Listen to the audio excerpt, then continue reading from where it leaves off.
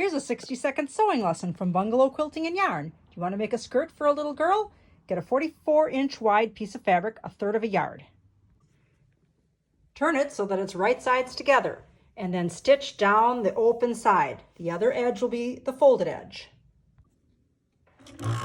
Stitch along the edge of the selvage. Since it's a selvage edge, there's no reason or no need to finish off that edge.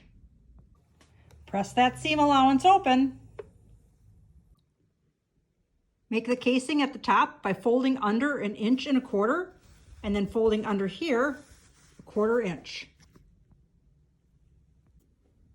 Stitch on that fold line where you turn that 1/4 inch under, and make sure that when you get to the end, that you don't join it, that you leave an opening so that you can thread your elastic through. Here's the opening that I left, and I back stitched on both ends.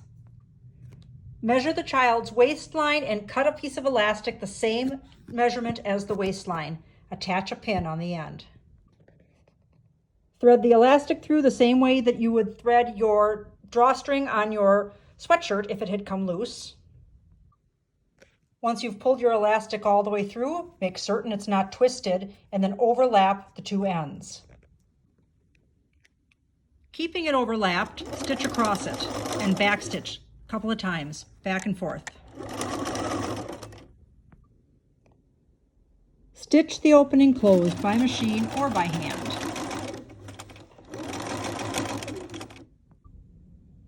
For the hem, turn under 1/4 inch and 1/4 inch again.